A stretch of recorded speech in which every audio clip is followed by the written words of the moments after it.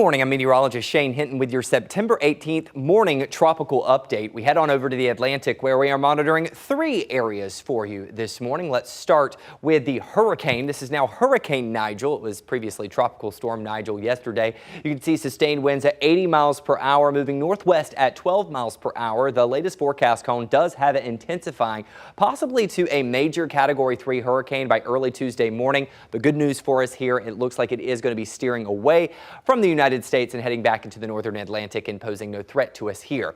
Now, as we head just off the west coast of Africa, we're going to be monitoring an area that has a 70% chance of development over the next 7 days. We'll certainly have to monitor as to whether or not that becomes a named system, which would be Ophelia. Now, as we make our way closer to the U.S. coastline, we have an area that has a 30% chance of development over the next week. This, based off of some of the forecast model runs, could bring some tropical rain to portions of the Carolina coastline maybe later this weekend and into the beginning of next week. We'll certainly continue to monitor it for you. As I mentioned, the next name on the list is going to be the O name, which for this year is Ophelia. We'll continue to track the tropics here for you here at the KVUE Weather Center and provide updates on air and online.